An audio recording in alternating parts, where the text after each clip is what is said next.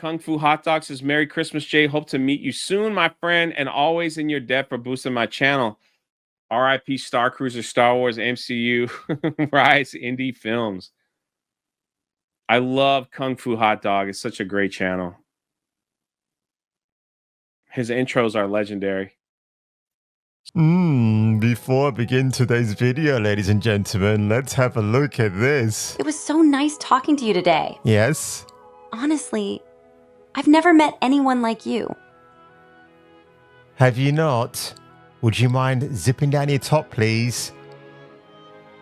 Oh. The world is harsh, except you. It was so nice talking to you today. Honestly, I've never met anyone like you. Why, thank you, honey. Well, I'll say this much for this AI creation. She's a redhead, she's Caucasian, so she ticks my boxes already. I'm just wondering if they will obey my commands when I download this app onto an iPhone. I don't own an iPhone. And see if she will obey my commands even further. Unfortunately, you've got to pay for a subscription for this particular service, if that's what you want to call it, but this is AI, ladies and gentlemen. AI on a more sinister form, and actually, I rather approve.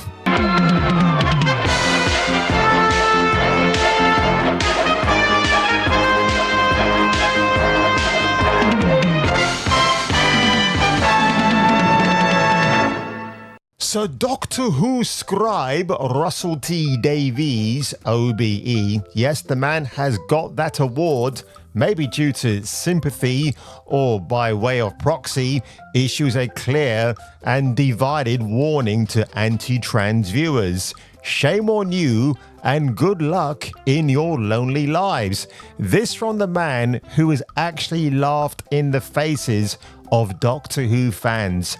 Doctor Who fans who do not like the new direction of this woke Doctor, because as Ncuti Gatwa's version of the Doctor keeps saying, I'm the Doctor, and I keep shouting in my living room, no, you're a Doctor, you're not the Doctor. Let's just get that thing straight, okay? And of course, being straight is not part of the whole reason why I'm actually saying this. You could have taken any actor to play the iconic role, but why Russell T Davies did you purposely choose Mr. Gatwa, who comes from the no-ass talent clown of acting school, the same as Yasmin Finney, that same strange individual who plays Donna Noble's son slash daughter slash whatever to become the new empowering. Oh, and she encompasses all the binaries, apparently, of male and female and everything else, because this is the new statement. We are teaching children, ladies and gentlemen. But that thing is wrapped around your cortex.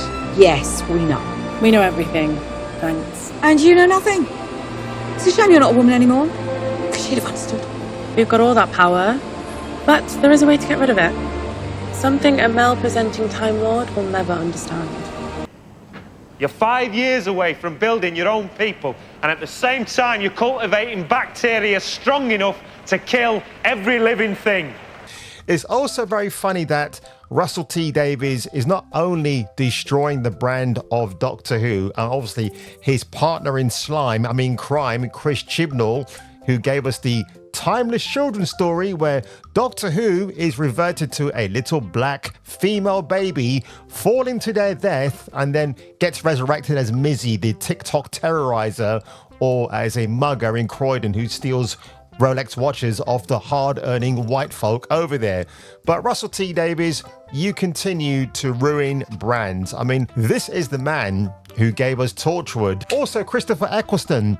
If you didn't see what that guy did 2 weeks ago, it's absolutely hilarious. That was one of the things that attracted you to the character anyway, because like you said, you'd done some darker roles and you wanted to do something more light-hearted and targeted towards a younger audience, wasn't it? I wanted to lead something that was targeting children.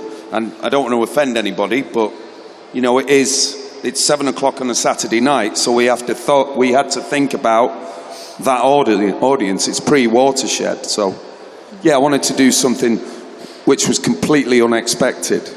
Pull. Just pull each way. I don't know. Feels different this time. Ow!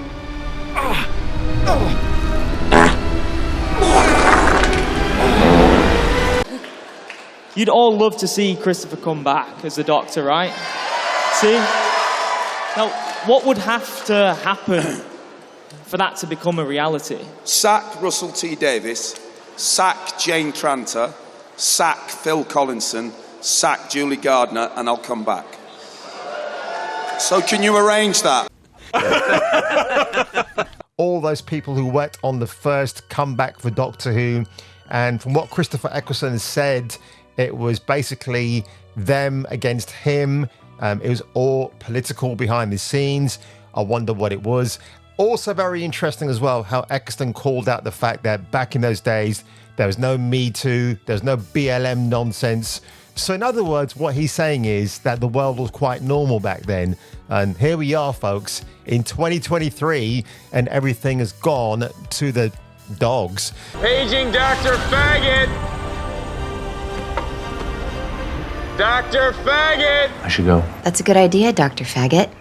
Now, this story, yes, while it blew up 2 weeks ago, I want to talk about it because, as you can tell behind me, I like my comic books, the old school stuff.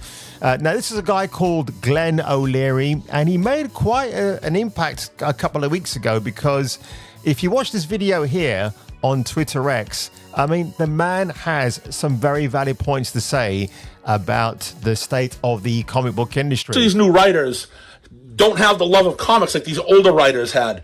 And all they care about is, how can I put myself in the book? No, we don't care what you would do if you were Iron Man. We don't care who you are. You're writing Tony Stark. You're not writing yourself in a book. If that's the case, write your own comic with you in it. No one will read it because nobody cares. People grew up, are growing up loving Peter Parker, loving Miles Morales, loving all these Captain America. We don't need you to put your input in it. Just write Steve Rogers. Don't write Steve Rogers. What would Steve Rogers be if I was Steve Rogers? That's not how it works. But that's again how most of these new people write nowadays. That's why most of the stuff is shit. Because we don't care what you would do, because we don't care about your life whatsoever. Just write a book, get paid for what you do, get paid for what you're supposed to be doing, and make it a good story. Give this man a rise and give him a raise, basically. The guy is talking a lot of sense. It's really quite funny because if you go on Twitter, some people have kind of been really rude about his looks. Now, if this guy was coming out, and I should say this guy is Glenn O'Leary, if he was coming out with woke takes, people would obviously just slam him in the comments regarding those. But yeah, I mean, apart from the Miles Morales comment, I would just say, no, dude, nobody likes Miles Morales at all. He's just a race-swapped Spider-Man, period. That's it. It's not like he was a brand new character in the Spider-Man universe, and then you could say, yeah, he might be a successful heir to the throne of Spider-Man, but no, he's not. Peter Parker is the only Spider-Man for me. Not even Ben Reilly comes close. So the fact that and I love the Boston accent, by the way. Who you are? You know who you are? So I love that. And the fact that he has really great takes. Like, that's the problem with the comic book industry now. You got people that infiltrate the scene. They want to put their own agenda, their own politics. Nobody cares. You know, when you look in the days of the golden age of Marvel, where you have Chris Claremont, Tom DeFalco, all these people, Stan Lee, all contributing stories for their universes. Like the X-Men, I have said for the longest time, they were born because of discrimination from people in real life. Apparently that is not the case. Stan Lee was just saying to his other co-creators, we need to start making superheroes who are not like the Hulk and Spider-Man, who get their powers through radiation or accidents. We've got to create superheroes from the ground up, which is why, for the longest time, I always thought the X-Men was based on certain ideologies in real life. So, and the other thing as well, when you talk about exclusivity and diversity in comics, what about the artists Marvel hired back in the day? Whilce Portacio, Jay Lee, Jim Lee, all these people who brought their own flair and talent to Marvel characters. What I think they should do now, and I don't think it would ever happen, but they should sell off the brands of Marvel and DC, maybe to the Japanese, who can certainly just give us a different flavor of comics, make Marvel and DC great again, or maybe the United Arab Emirates, because we would get based versions, and probably the version of Captain Marvel I would like to see. The multiverses have killed comics. You know, we're not going to see anything like the Infinity Gauntlet ever again, are we? Because comics, for me now, that's why collect all the Golden Age stuff like I've got here, folks. This is like the beginning of what's going to be a resurgence for me when I start recollecting Silver Age comics from next year. Somebody who is not having a resurgence is Mr. Zack Snyder.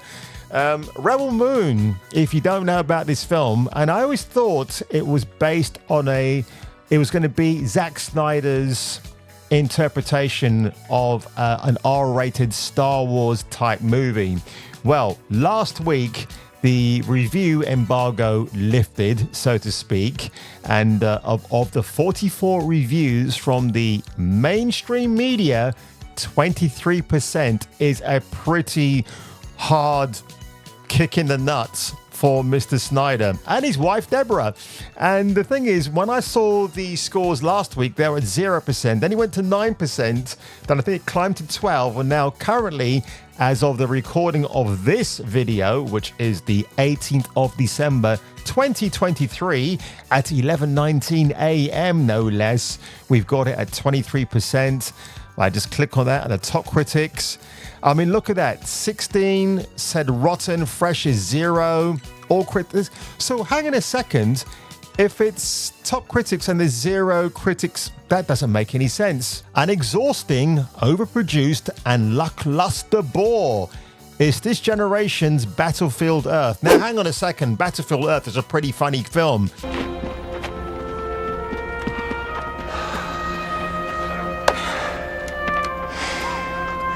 Carlo came through. Brent Hankins from the Lamplight Review.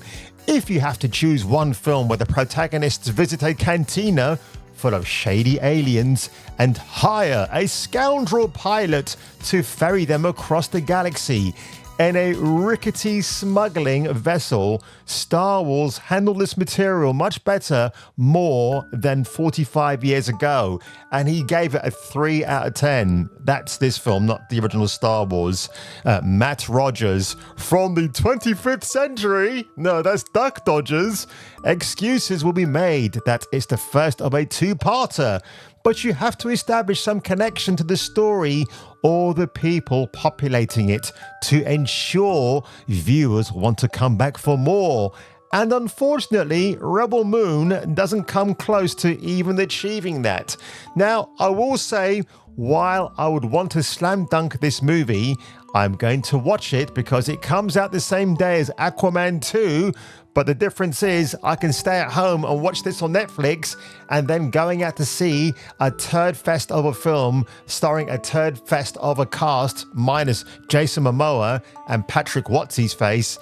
But Rebel Moon stars Sophia Botella, who is playing a non-binary character. Given the fact that Miss Botella is Algerian and is a fairly attractive woman and is dating Robert Sheehan, she's pretty much a biological woman. So how is she supposed to play a non-binary character when we are all made up of ones and zeros in a virtual world? I'm going to watch this film. I have seen the trailer briefly, and the visuals look fantastic. But is Zack Snyder the world's greatest screenwriter? No, of course he's not. But when you team him up with somebody who's really proficient, you're going to get some great results, like The Dawn of the Dead from 2004. That's a collaboration with James Gunn. Then you had Watchmen, which I absolutely loved, but of course Alan Moore absolutely deplores.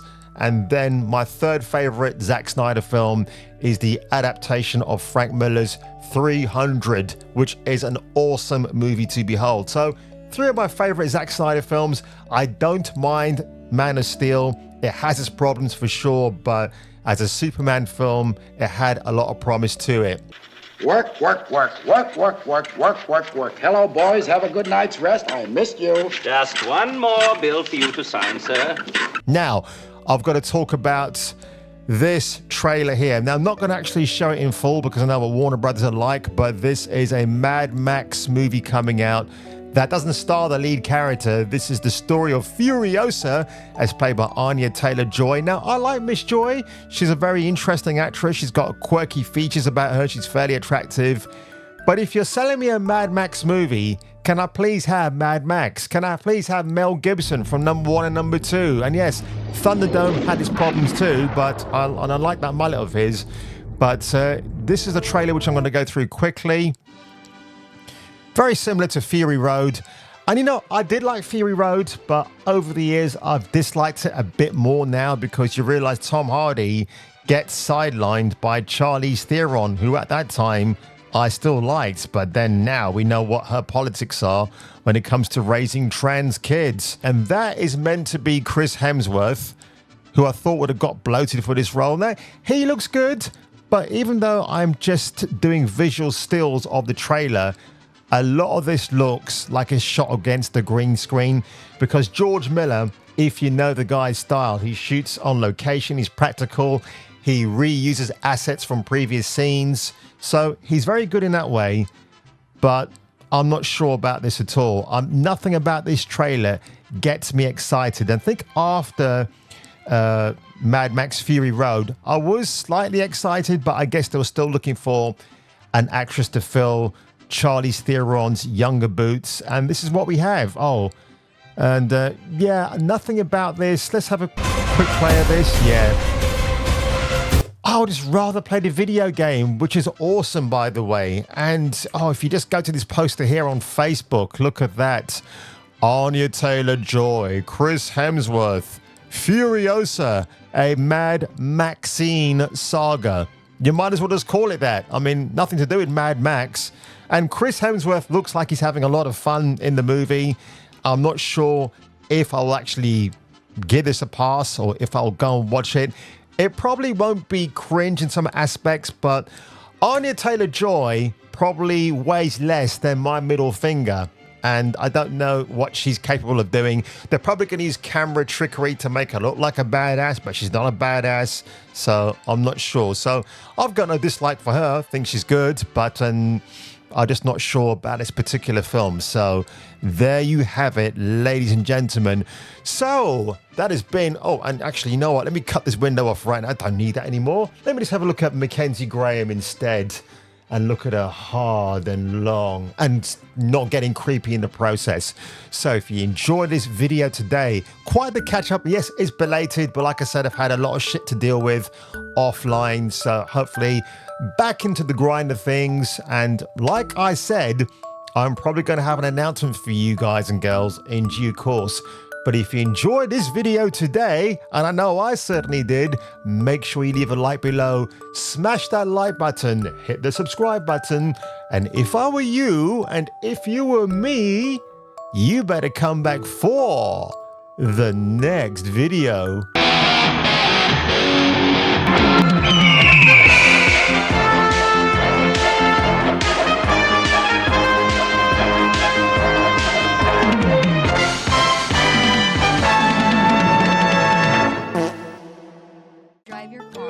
Well, I hope you did enjoy my video today, and if you like what you saw and you feel like you want to subscribe, do make sure you hit the like button or maybe the super thanks button below.